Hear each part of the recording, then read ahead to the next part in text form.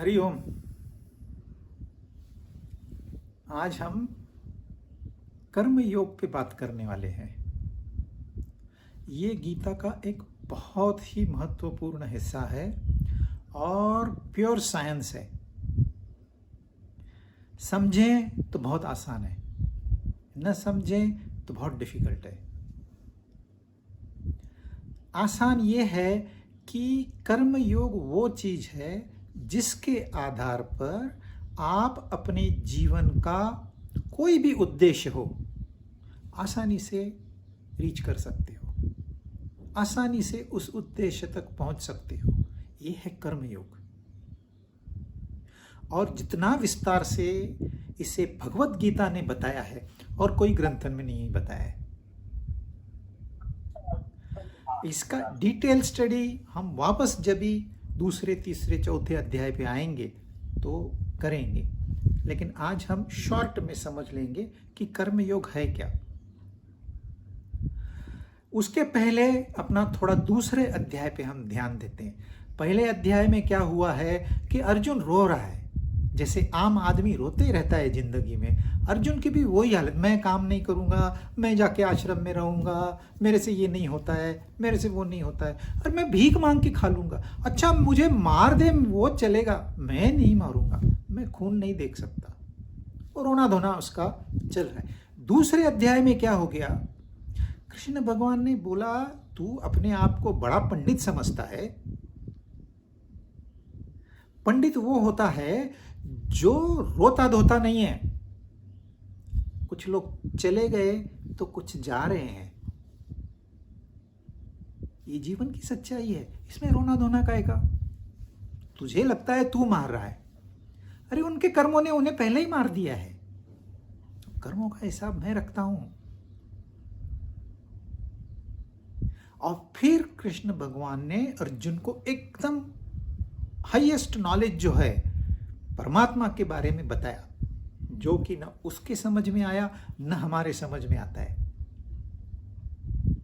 फिर उसके बाद में अर्जुन को समझाया कि अभी तेरी ड्यूटी जो है वहां ध्यान दे। कर्मण्येव अधिकारस्ते मा फलेषु कदाचन। ये मत सोच बाद में क्या होगा, ये सोच अभी क्या करना है। और फिर अर्जुन सवाल पूछता है कि ठीक है आप परमात्मा की बात करते हो, बड़ी ज्ञान की बात करते हो, इस कर्म योग को अध्याय 2 में बुद्धि योग कहा गया है, मतलब बुद्धि के आधार पर कर्म करना, बुद्धि योग की बात करते हो। ऐसा कोई है इस संसार में? अगर है तो मुझे बताओ, वो उठता कैसे है, बैठता कैसे है, चलता कैसे है, फिरता कैसे है, बात कैसे करता है, मुझे बताओ। हु इज स्थित प्रज्ञ? ऐसा कौन है ज्ञानी पुरुष जिसकी मति एकदम स्थिर हो गई है? उसके क्या लक्षण है, मुझे समझाओ। अभी ये अर्जुन का सवाल है, लेकिन ये हम सबका सवाल है। जब कोई भी सत्संग हमको सुनाता है, हम बता दे भाई ये प्रैक्टिकल है क्या, किसी ने किया है क्या, हमको बताओ। अच्छा क्या हुआ, उसके आगे क्या? चलो हमने पूरा भगवत गीता का 10 साल अध्ययन कर लिया, हमको पूरा ज्ञान, फिर क्या होगा? तो ये जो लास्ट टॉपिक है चैप्टर 2 का, उसमें स्थित प्रज्ञ के लक्षण बताए गए। पहला लक्षण है आत्मन्येव आत्मना तुष्ट, मतलब अपने आप में वो संतुष्ट है। हमको संतुष्टि कभी मिलती है, हम करते हैं एक इच्छा को प्रमोट करते हैं, अपनी आकांक्षाओं को प्रमोट करते हैं, उनको बढ़ावा देते हैं, थोड़ा दुख सहते हैं, और जब हमारी इच्छा पूरी हो गई, हा हा हा हा, रिलीफ। हम क्या करते हैं, सरदर्द बढ़ाते हैं अपना, थोड़ा सर दर्द है उसको और बढ़ावा देते हैं। सर दर्द बहुत ज्यादा बढ़ गया तो फिर एक गोली खा लेते हैं एस्पिरिन की, और दर्द गायब। अरे क्या मैजिक है इस टैबलेट में, मुझे इतना सुकून मिला, मुझे इतनी खुशी मिली, मुझे इतना शांति मिली ये एक गोली खाने से। क्यों लोग झंझट करते हैं मुझे समझ में नहीं आता है। एक गोली खा लो, खाओ गोली, आपको कोई असर नहीं होगा। आपको असर तभी होगा जब आपको दर्द है। तो हम लोग क्या करते हैं, पहले दर्द प्रोड्यूस करते हैं, फिर उसकी दवा खाते हैं, बोलते हैं दवा जादू है। दवा में कोई मैजिक नहीं है। ये दवा आपको उपायकारक नहीं, अपायकारक है। लेकिन आपका डिपेंडेंस हो गया है, अभी आप उसके ऊपर निर्भर करते हो कि मैं दवा खाऊंगा तो मैं खुश हो जाऊंगा, मेरी इच्छा पूरी होगी तो मैं खुश हो जाऊंगा, मुझे कार मिलेगी तो मैं खुश हो जाऊंगा, मुझे बड़ी कार, लग्जरी कार मिलेगी तो मैं खुश हो जाऊंगा, मुझे मेबैक मिलेगी तो मैं खुश हो जाऊंगा। हम अपने आप को पहले दुखी करते हैं और फिर इच्छा पूरी हो गई तो बोलते वाह क्या आनंद है। कितनी टाइम वो टिकेगा? आप कार ले आओ, नई बड़ी कार, कितने दिन आप खुशी मनाओगे? 2 दिन में उसको किसी ने स्क्रैच लगा दी, खुशी तो छोड़ो, अभी आपकी नींद भी गायब हो गई। जिस कार को आपने इतना इंपॉर्टेंस दिया है, जिसके लिए मेहनत करके पैसा जुटाया, खरीदी की, पार्टी दी दोस्तों को, अब वही कार को एक डेंट क्या आ गया, आपकी नींद उड़ गई। कार आपने नींद उड़ाने के लिए खरीदी थी, सोचो। ये हमारा तरीका है। Our happiness is dependent on something, whereas Sthita Prajna is happy first and then he goes and enjoys the world. आप फर्क समझिए। वो कार के पीछे दौड़ता नहीं है, वो बगैर कार के खुश है। बोलता है परमात्मा ने मुझ पर मेहरबानी की, मुझे अच्छा प्रॉफिट हो गया, चलो एक कार ले लेते हैं। कार ले ली, दूसरे दिन कार चोरी हो गई, नो प्रॉब्लम, जैसे प्रभु की इच्छा। मैं पहले ही खुश था।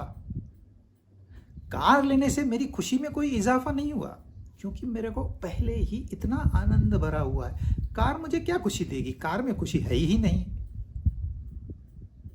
गई तो गई, जिसने दी थी ले गया।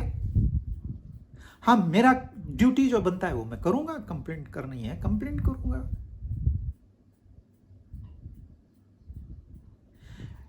तो इच्छा है ही नहीं मन में, तो आप आनंद में हो। जब आप आनंद में हो तो ये संसार की कोई चीज न आपके आनंद में इजाफा कर सकती है न नुकसान कर सकती है। You are happy already.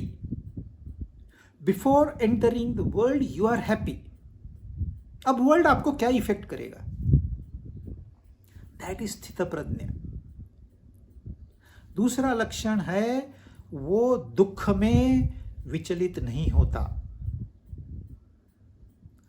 खुशी में वो एक्साइट नहीं होता। चाहे सुख आए चाहे दुख आए, उसका मन जो है वो शांत है, कूल। उसे पहले ही पता है मुझे 4 बार खुशी मिल चुकी है, अभी 2 बार दुख आने वाला है। उसे पहले ही पता है, वो अपनी तैयारी करके रखता है। जिस दिन उसको खुशी आती है उसको पता है खुशी के बाद गम भी आएगा। ऐसा कौन सा घर है जहां गम नहीं आता? ऐसा कौन सा घर है जहां मृत्यु नहीं होती? ऐसा कौन सा घर है जिसमें बीमारी कभी नहीं आती?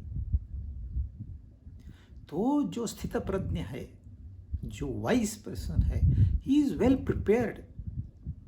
उसे पता है चलो मुझे ये बीमारी हो गई, ये मुझे हॉस्पिटल में जाके सोना है, बाकी डॉक्टर कर लेंगे, फी भरनी है, वो फी सब जमा करके रख दिया उसने। सुख आए दुख आए विचलित नहीं होता। ये दूसरी बात। तीसरी बात है उसने अपने इंद्रियों पे पूरा काबू करके रखा है,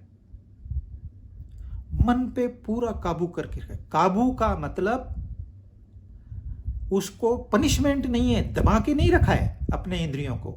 ए आंख तू ये देखना नहीं है, मैं मूवी nicht देखूंगा इसके आगे, मैं मोबाइल नहीं यूज करूंगा इसके आगे। ऐसे नहीं करता है वो। उसने इंद्रियों को एजुकेट किया है। जैसे हम बच्चों पे संस्कार डालते हैं, अगर आपने बच्चों पे सही संस्कार डाले हैं, आपको कोई चिंता नहीं उनके जीवन की, वो अपने आप कामयाब हो जाएंगे जीवन में। वैसे ही उसने अपने इंद्रियों को इतना तैयार किया है कि भले गलत से गलत जगह में वो जाएं, वो उनको पता है मुझे क्या देखना है उतना ही देखेंगे, उनको पता है मुझे क्या सुनना है उतना ही सुनेंगे, उनको पता है मुझे कितनी खुशबू लेनी है और कितनी बदबू लेनी है, वो उतना लेंगे, अपने आप को तब काबू में रखेंगे। कितना स्पर्श करना है उसका एक गणित है, वो हिसाब से वो इंद्रियां उसकी काम करेगी। दे आर ट्रेन्ड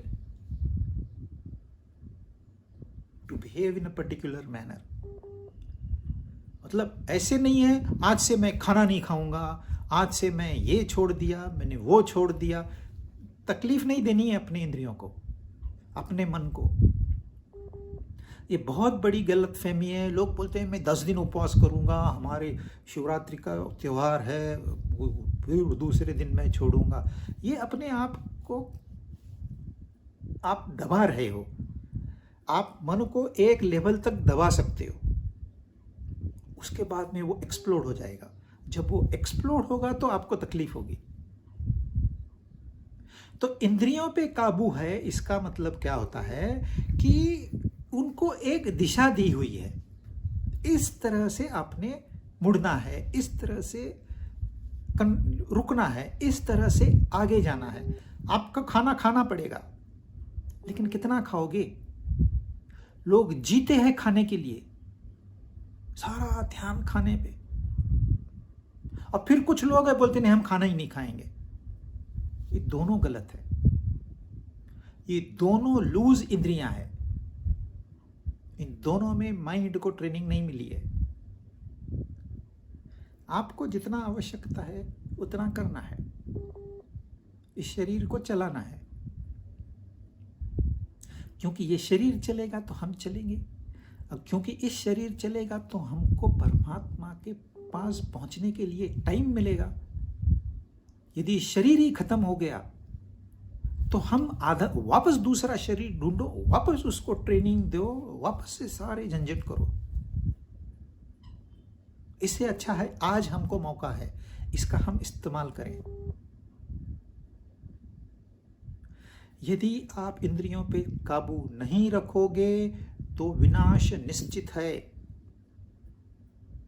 पहले एक विचार आएगा, फिर आपकी आसक्ति बढ़ेगी, फिर इच्छाएं पैदा होगी, फिर गुस्सा क्रोध आएगा, फिर मति काम करना छोड़ देगी, स्मृति बिगड़ जाएगी, बुद्धि काम करना बंद कर देगी, और जिसकी बुद्धि ने काम करना बंद कर दिया उसका विनाश निश्चित है।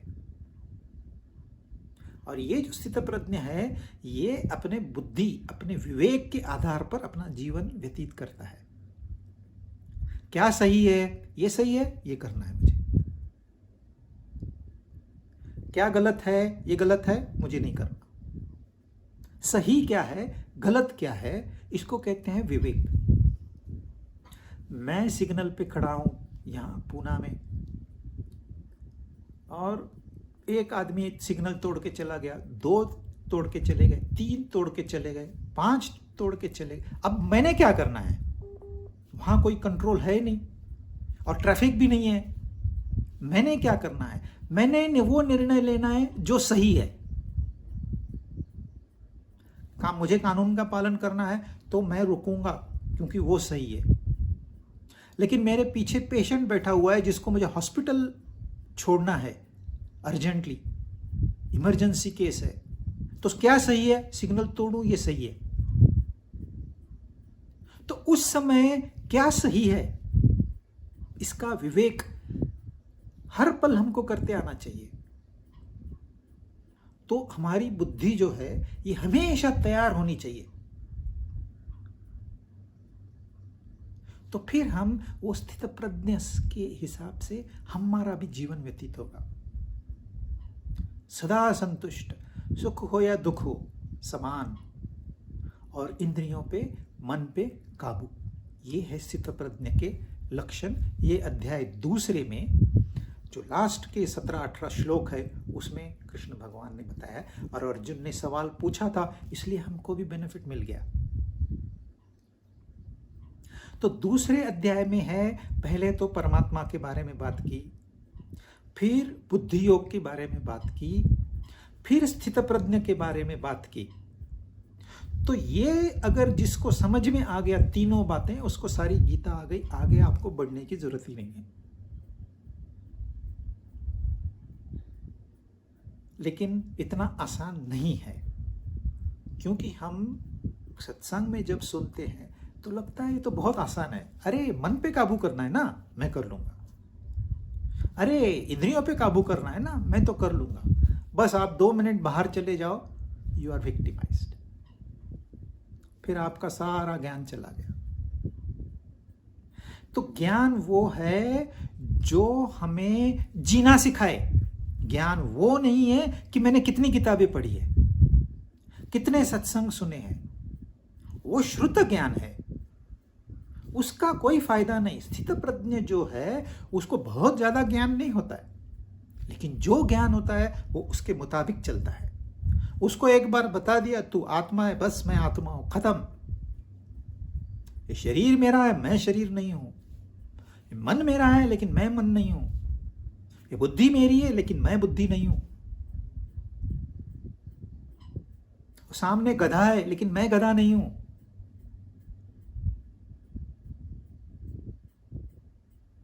तो ये इंपॉर्टेंट टॉपिक है, इसके ऊपर बहुत सारा रिसर्च होना चाहिए। जो आदमी इसको ध्यान से पढ़ेगा, समझेगा और अपने जीवन में उतारेगा, वो कामयाब है। अब ये कामयाबी कैसी हासिल करनी है, इसके लिए कर्म योग है, इसके लिए भक्ति योग है, इसके लिए ज्ञान योग है। शुरू में अध्याय 2 में उन्होंने कर्म योग को बुद्धि योग कहा है, फिर अध्याय 3 को कर्म योग कहा है, और अध्याय 4 को ज्ञान कर्म संन्यास योग कहा है। मतलब कर्म और संन्यास, इनका कॉम्बिनेशन ज्ञान में होता है। ज्ञान वहां पर ये शुद्ध ज्ञान नहीं है। ज्ञान मतलब विजडम, अक्ल आ गई इस इंसान को, समझदारी बढ़ गई। आप पढ़े लिखे हो कि नहीं इतना इंपॉर्टेंट नहीं है, आप कितने समझदार हो ये ज्यादा महत्वपूर्ण है। आप भले 10 पीएचडी की हो, मैंने देखे हैं पीएचडी लोग बेअक्ल जैसे बर्ताव करते हैं। तो पढ़ाई कितनी की है, गीता पढ़ी, उपनिषद पढ़े, पुराण पढ़े, वेद पढ़े, आपने कितना अंदर में डाला है और आप में से कितना प्रकट होता है, आप कैसे चलते हो। समझदार आदमी समझ जाता है कि इसको कितनी है। आप कैसे उठते हो, कैसे बैठते हो, कैसे बात करते हो, इससे पता चलता है। तो कर्म योग में जो बीच में उन्होंने एक इंपॉर्टेंट श्लोक कहा है, कर्मण्येव अधिकारस्ते, मतलब आपका अधिकार कर्म पे है। कर्म करना है नहीं करना है ये आप डिसाइड करो। कर्म सही करना है गलत करना है आप डिसाइड करो। कर्म इच्छा पूर्ति के लिए करना है कि कर्तव्य पूर्ति के लिए करना है आप डिसाइड करो। इसमें आत्मा परमात्मा का कोई इंटरफियरेंस नहीं है। ये पूरा अधिकार आपको दिया हुआ है, यू डिसाइड। लेकिन फल क्या मिलेगा ये आपके हाथ में नहीं है, ये उसके हाथ में है। इसका मतलब फल नहीं मिलेगा, बिल्कुल नहीं, ऐसे नहीं है। 100% फल मिलेगा और 100% आपको उसका स्वीकार भी करना पड़ेगा। यदि आपने बहुत मेहनत की है, बहुत आइडियाज अपनी लगाई है, धन कमाने के लिए आपको धन मिलेगा आप ये नहीं कह सकते अभी मुझे नहीं चाहिए, आपको लेना पड़ेगा। फिर आप चाहे दान में दे दो, चाहे इस्तेमाल करो, वो आपके ऊपर है, लेकिन आपको मिलेगा जरूर। आपने गलत काम किए हैं, आपने चोरी की है, आपने झूठी गवाही दी है, उसका फल मिलेगा। क्योंकि आप गलत काम करोगे, बोलेगा मुझे फल नहीं चाहिए, दैट इज नॉट पॉसिबल। वो फल मिलेगा और आपको लेना भी पड़ेगा, सजा होगी और आपको स्वीकारनी भी पड़ेगी, क्योंकि आपने गलती की है। आप ये नहीं कह सकते नन्हा बालक है, अग्नि में उंगली डाल दी, नहीं जलनी चाहिए, ऐसे मुमकिन नहीं है। नन्हा बालक हो या बूढ़ा हो, आप आग में उंगली डालोगे तो जलेगी। कानून सबके लिए बराबर। कर्म पे आपका अधिकार है, आप अग्नि में उंगली डालो या न डालो ये आपके ऊपर है। हाँ, आवश्यकता है, आपने कुछ कोटिंग लगा दिया, आपने डाली तो नहीं जलेगी। तो फल जो मिलेगा वो आपने कर्म किस लिए किया है, क्या इंटेंशन है आपकी, कितना कर्म किया है, कितना आपने बुद्धि का इस्तेमाल किया है, आपके पिछले कर्म क्या है, इन सब का हिसाब जोड़ा जाएगा। ये सब हिसाब लगाने के बाद जो फल है वो डिसाइड होगा। मैं एक करूं, मेरा दोस्त भी वही करे, डिट्टो सेम, हमको फल सेम नहीं मिलेगा।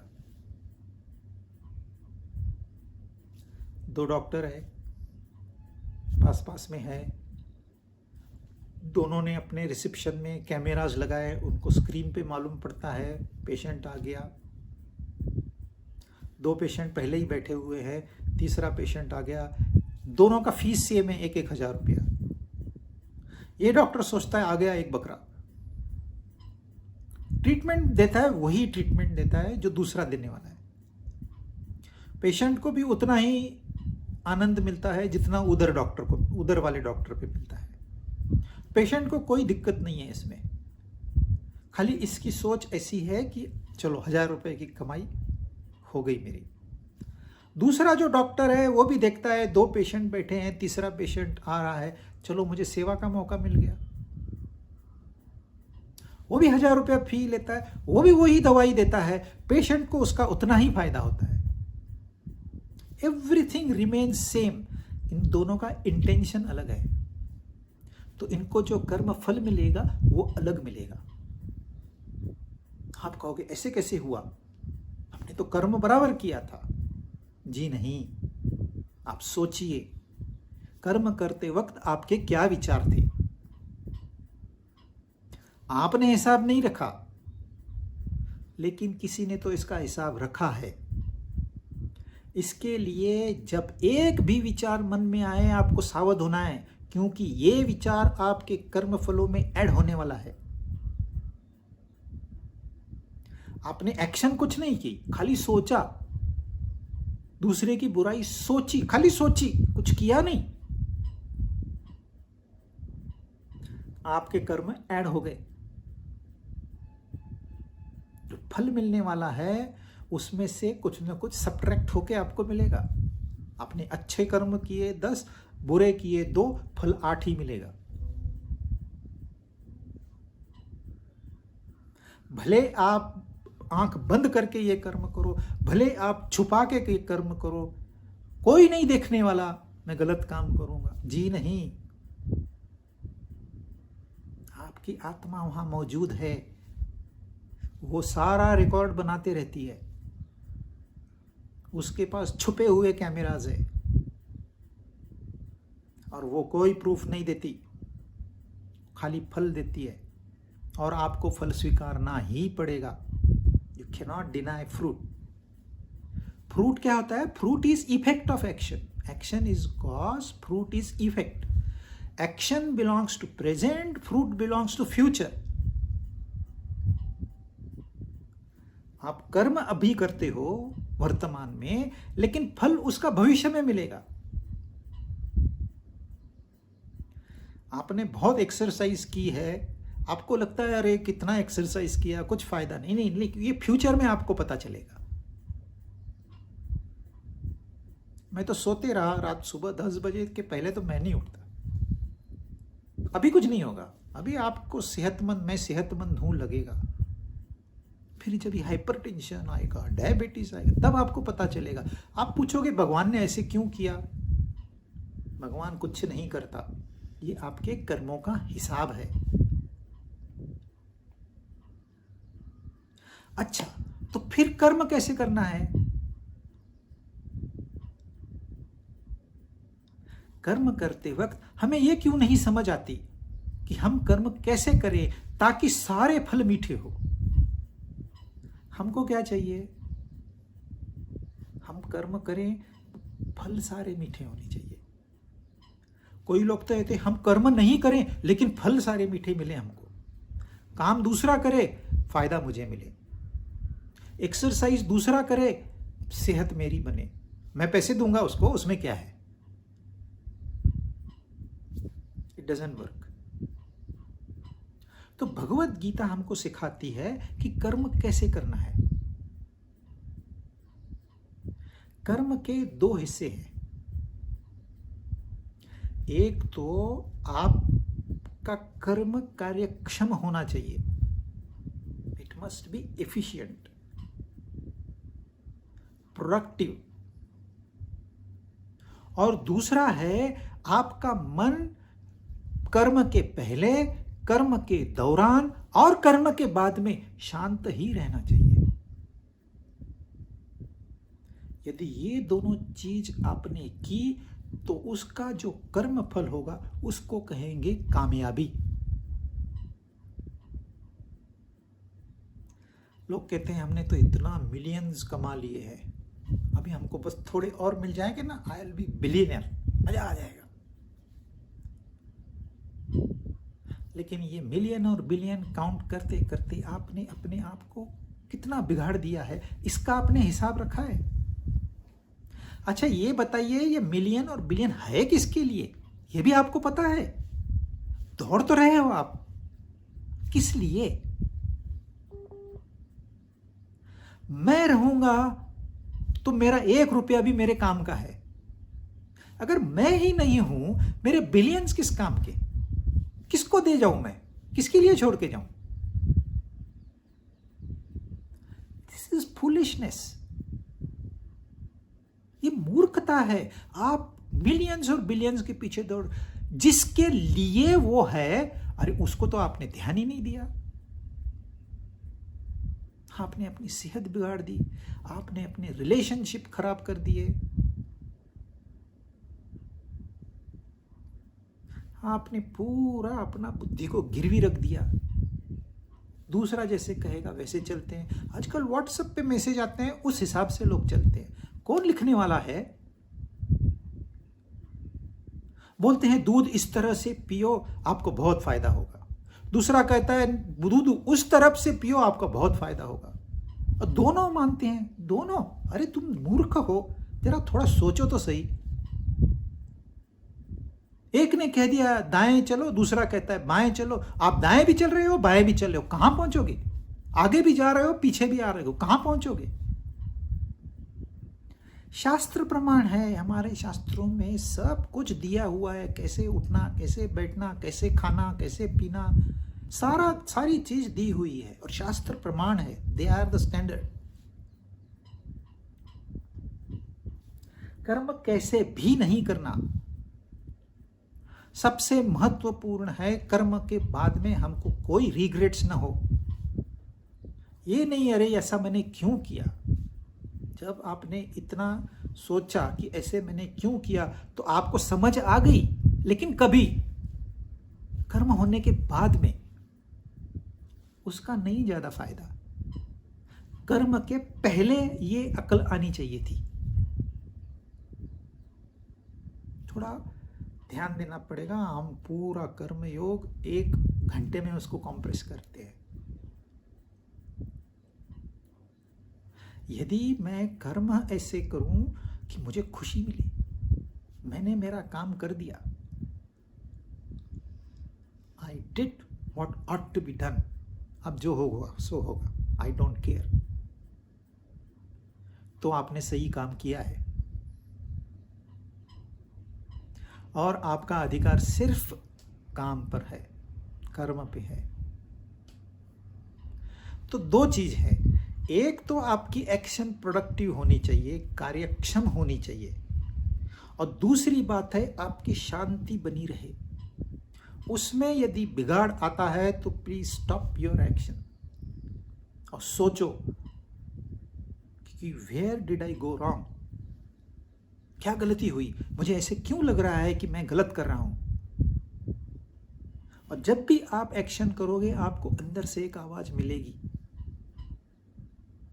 कि दिस इज रॉन्ग।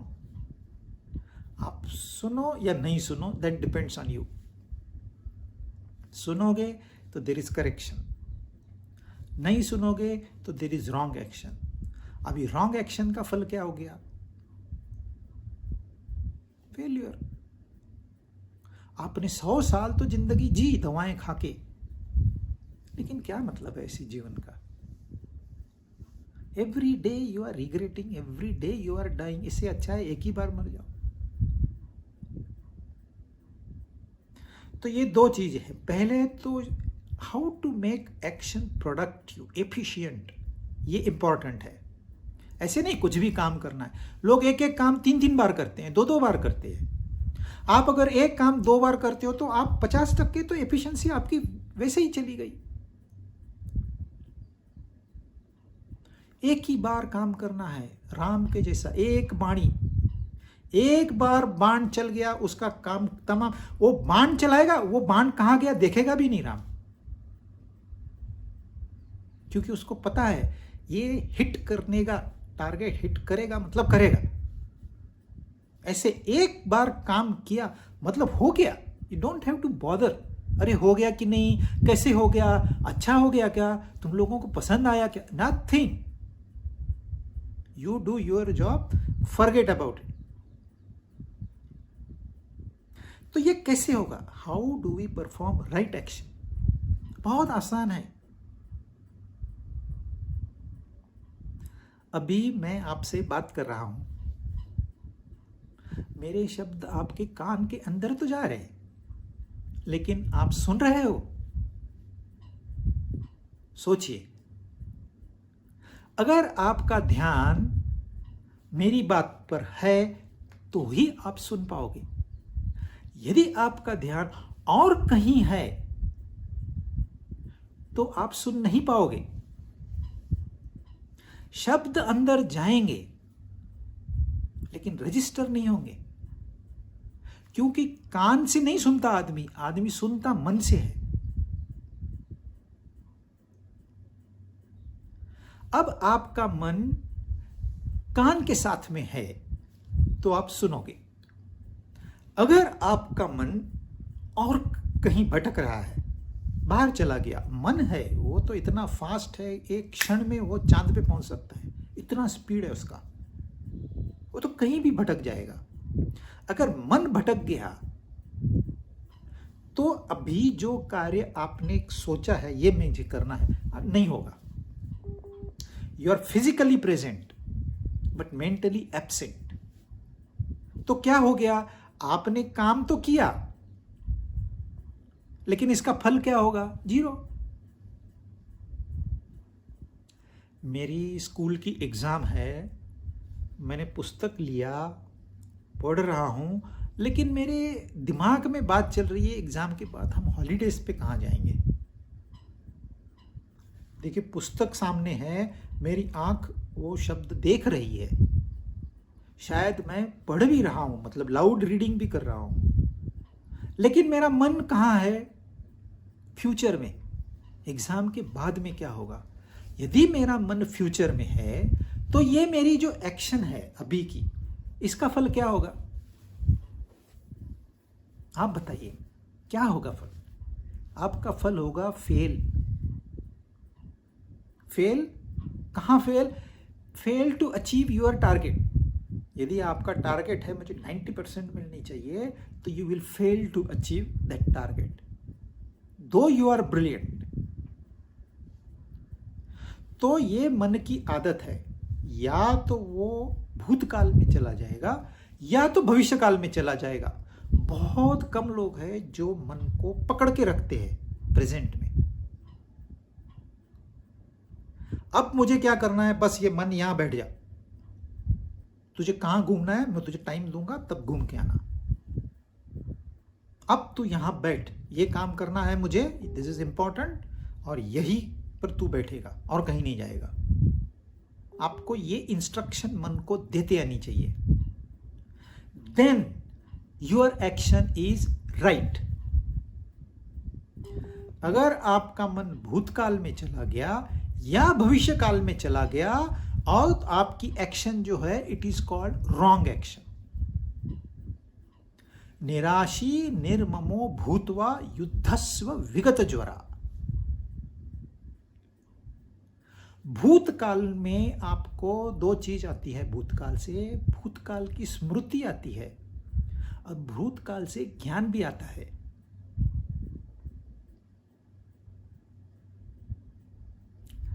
आपने कुछ दिन पहले किसी पर गुस्सा किया, you are very proud of it, ऐसी सुनाई ना, ऐसी सुनाई उसको, वापस कभी वो मेरे से आर्ग्यूमेंट ही नहीं करेगी। बात खत्म हो गई। अब इसको 2 साल हो गए, अब भी आपको याद आती है, अरे क्या सुनाई थी मैंने, ऐसे उसको बताया मैंने भी, आज दिन तक मेरे सामने नहीं आई है वो स्मृति। आप स्मृति कैरी कर रहे हो और आपका मन भटक रहा है। अब दूसरा है, आपने गुस्सा किया, आपने गुस्सा किया और आपको बाद में पता चला, यार ये तो मैंने गुस्सा किया लेकिन मेरा ही मन गड़बड़ कर रहा है, मेरा मन उद्विग्न हो रहा है, मुझे शांति नहीं है, कल तो मुझे नींद भी नहीं आई, बाप रे ये मैंने क्या किया। इसके आगे मुझे गुस्से पे काबू रखना है। ये हो गया ज्ञान। आपने कुछ कृति की, या तो उसकी याददाश्त आपके मन में है और वो आपको भूतकाल में लेके जाती है वो याद। दूसरी है, आपने ज्ञान प्राप्त किया लेकिन वो ज्ञान इस्तेमाल अब प्रेजेंट में कर रहे हो। अब 2 साल के बाद वही आपकी फ्रेंड मिली, आपने उसको गले लगाया, वो थोड़ी नाराज, अरे भूल जा, मैं तो भूल गई, तू भी भूल जा, just forget it, past is past, gone, let's look at future. You have improved yourself, but that is in present. सो ज्ञान जो है पिछला, वो आप इस्तेमाल जब करते हो तो उस समय आपका मन भूतकाल में नहीं है, लेकिन वो जो याददाश्त है आपकी, वो आपको भूतकाल में लेके जाती है। तो आपने भूतकाल से ज्ञान तो लेना है लेकिन स्मृति छोड़ देनी है। जो हो गया सो हो गया। इतिहास से हम सीखें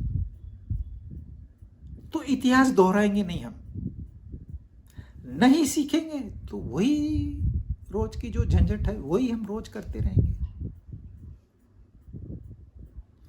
तो सिमिलरली हमारा मन फ्यूचर में चला जाता है, अरे मैं ये तो कर रहा हूं, सत्संग तो सुन रहा हूं, कुछ फायदा होगा क्या, क्या फायदा होगा, इन्होंने तो कह दिया अस्तित्व प्रज्ञा ऐसे रहता है वैसे रहता है, तो कहने की बातें हैं, तो गीता में बोली है।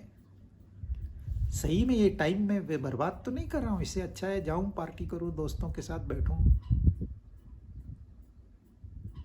सो you are looking for results, उसको टाइम है। मैंने बताया every action is going to produce fruit. कर्म फल उसको बोलते हैं, फ्रूट नॉट खाने वाला फल। इफेक्ट ऑफ एक्शन, सुख और दुख, प्रॉफिट और लॉस, लाभ हानि, जय विजय, ये फ्यूचर में होने वाला है। Either you are going to be victorious और you are going to be a loser.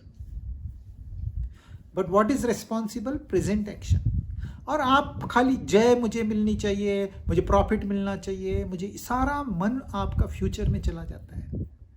सो मन उधर है या उधर है, यहां नहीं है। मन को यहां होना चाहिए। Whatever action you are doing, अब मन को आप कैसे पकड़ के रखोगे, है ना? इतना समझ में आता है, जनरली इतना सबको समझ में आता है कि मन भटकता है, उसको भटकने नहीं देना है, इतना तो। लेकिन पकड़ के कैसे रखें, बहुत आसान है।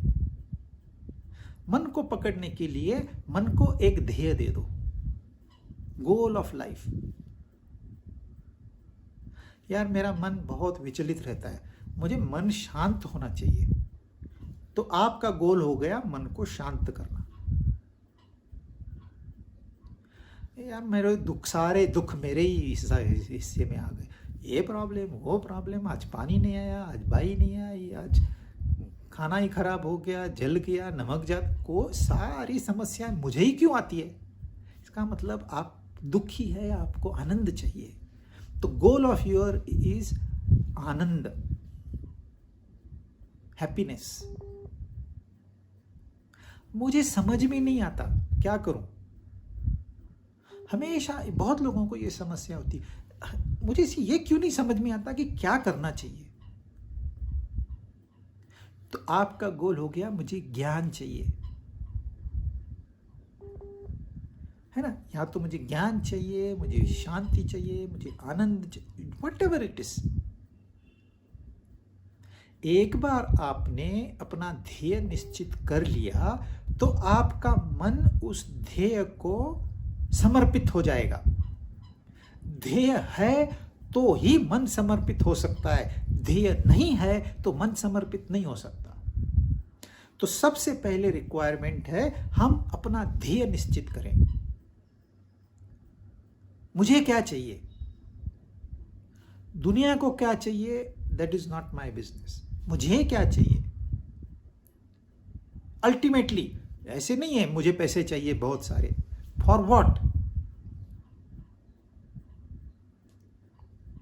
एक बार आपने अपना ध्येय निश्चित कर लिया और फिर मन के ऊपर काबू कर लिया, उसको कंसंट्रेशन सिखा दिया, तो आपका मन प्रेजेंट में रहेगा। जब आपका मन प्रेजेंट में है, एक्शन के साथ में है, यू आर कॉन्सेंट्रेटिंग, आप ध्यान लगा रहे हो, तो कामयाबी आपको निश्चित मिलेगी। कामयाबी क्या है? कामयाबी है आपका मन कॉन्स्टेंटली शांत रहे और आपका कर्म कार्यक्षम रहे, एफिशिएंट रहे, प्रोडक्टिव रहे। So you are productive also, you are peaceful also, then you are successful. आप प्रोडक्टिव है, पीसफुल नहीं है, तो then you are not successful. तो सक्सेस के लिए आपने पहले तो ध्येय किया, फिर उसके बाद में मन को ध्येय में लगा दिया, तो ध्येय प्रेजेंट में अवेलेबल है, वो मन भटक नहीं रहा है, वो ध्येय के साथ में है, वो भक्त बन गया अपने ध्येय का, उसको छोड़ेगा नहीं। तो जब आपकी एक्शन होगी वो प्रोडक्टिव होगी।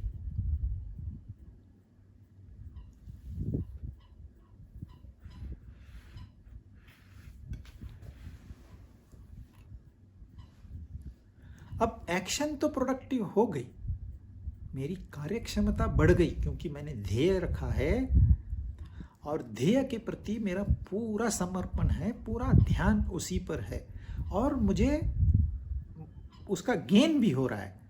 लेकिन फिर भी मन में कहीं तो गड़बड़ है, थोड़ी उद्विग्नता है, मन शांत नहीं है। तो मन शांत करने के लिए मुझे क्या करना है? मन शांत करने के लिए चौथा पूरा अध्याय जो है वो एक प्रिंसिपल पे आधारित है जिसको उन्होंने यज्ञ कर्म कहा है। आपने यज्ञ करना है। आप यज्ञ करोगे तो आपको ज्ञान मिलेगा। आपको ज्ञान मिलेगा तो आप सही कर्म करोगे।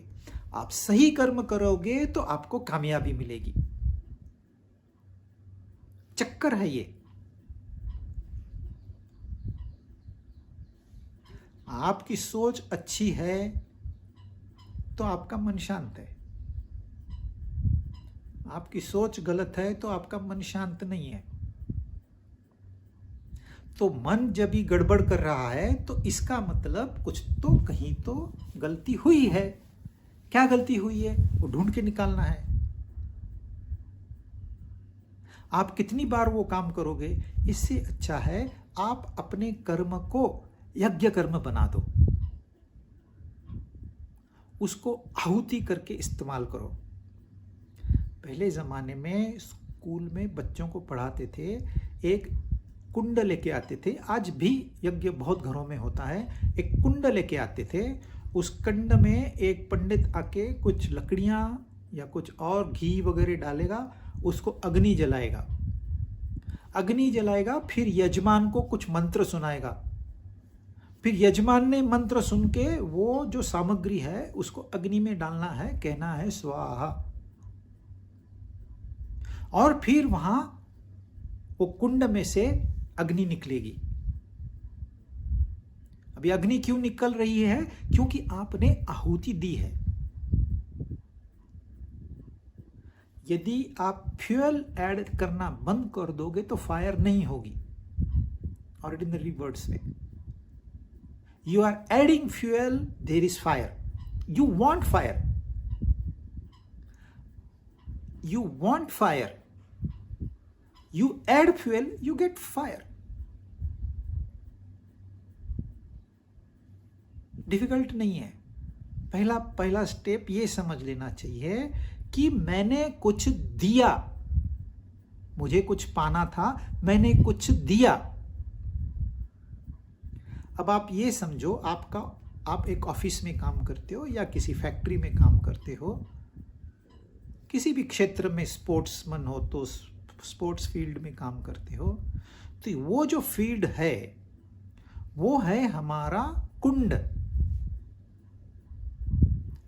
जो यज्ञ है ये सिखाने की प्रक्रिया है, how to live in that spirit of service and sacrifice. आपने जीवन में कैसे जीना है ये सिखाने के लिए ये यज्ञ का विधि है। तो इसमें हम क्या करते हैं, आहुति डालते हैं। हम जाते अपने ऑफिस में क्या करते हैं, आहुति डालते हैं। काहे की आहुति डालते हैं? एक तो अपना लेबर, दूसरा अपना टैलेंट, तीसरा अपनी बुद्धि।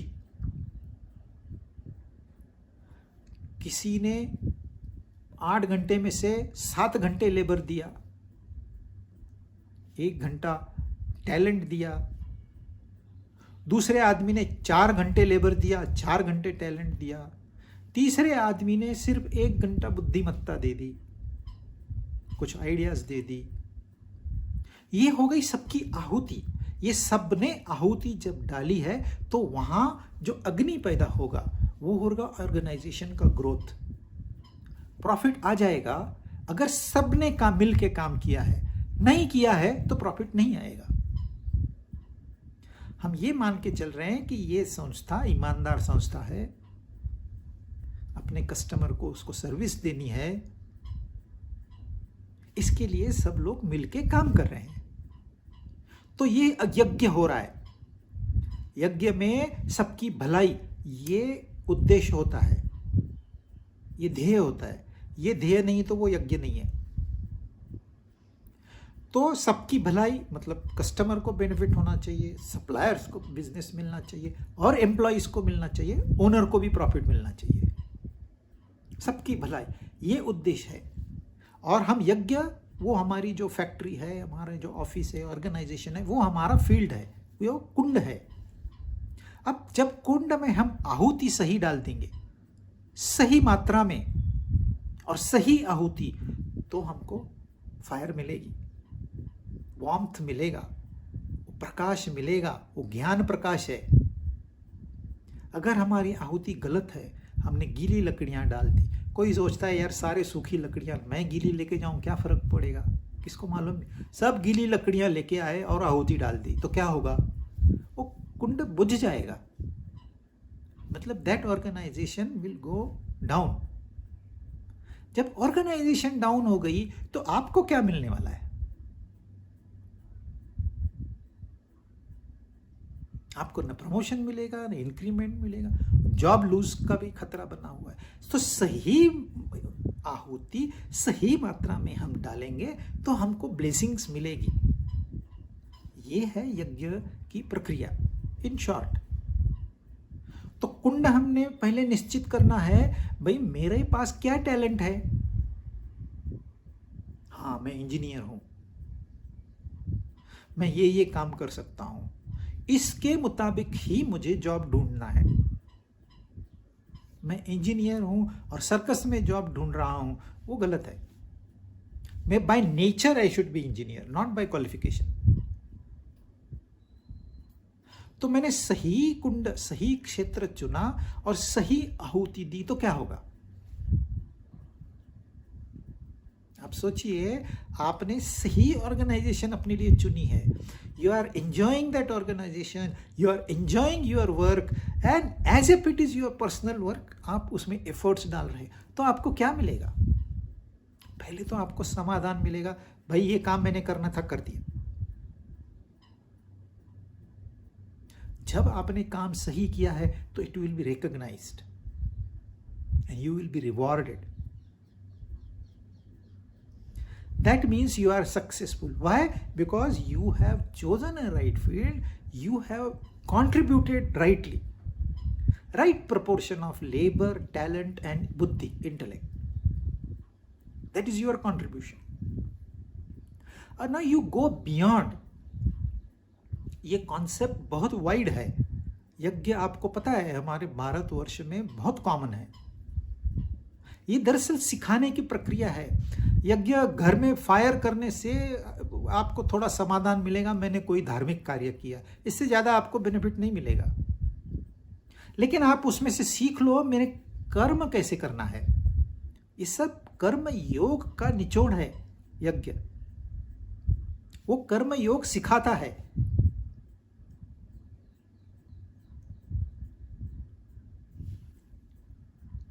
It's not merely a ritual, it's an education process.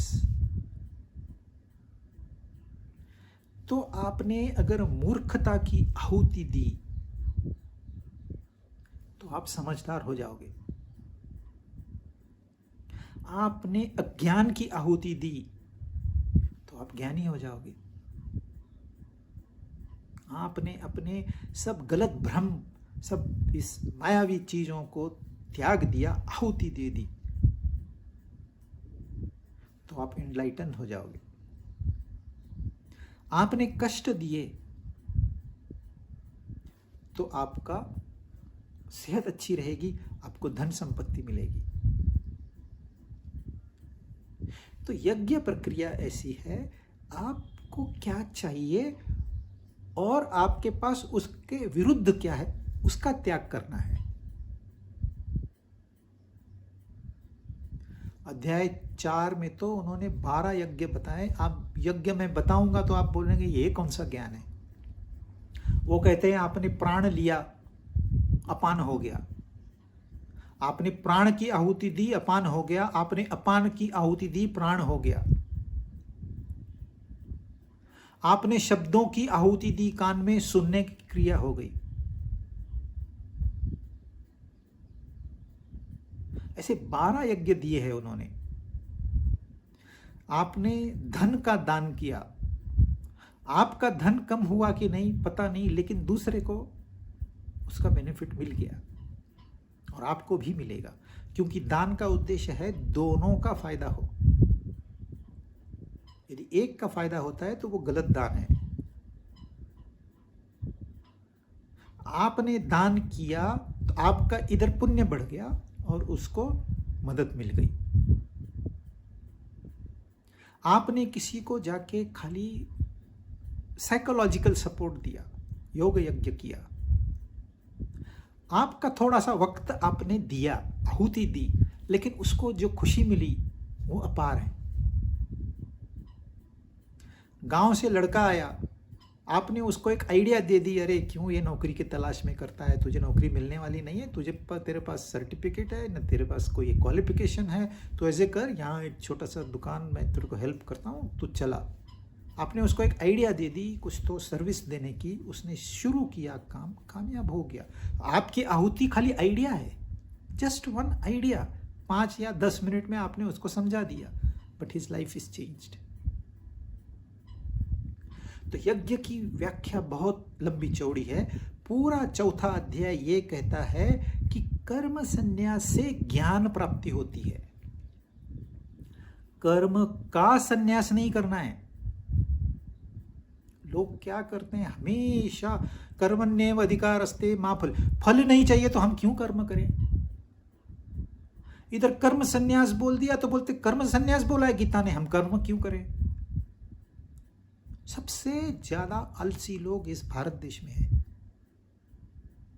और ये सारा ज्ञान भारत देश में है, लेकिन कोई समझ नहीं पाया गीता क्या कर रही। जब गीता कहती है कर्म संन्यास, मतलब कर्तृत्व भाव जो है उसका संन्यास करना है। जो ये भावना है कि मैं कर रहा हूं, इसका संन्यास करना है। कर्म का संन्यास नहीं करना है, अकर्ता बनना है, कर्म का संन्यास नहीं करना है। लोग कहते हैं अकर्ता है तो वो कर्म कैसे करेगा। जब मैं कुछ करता ही नहीं हूं तो मैं कर्म कैसे करूंगा। ये भाव है आपका। अन्यथा आप अहंकार स्वरूप कर्म करते हो, मैंने किया, ये सारा देखते हो, ये मैंने किया है, मैंने बनाया है, ये मेरा है, मैं एंजॉय करूंगा इसको। कर्तृत्व भावना, भोक्तृत्व भावना, इन भावनाओं का त्याग करना है। अरे ये भी प्रसाद में मिला है मुझे।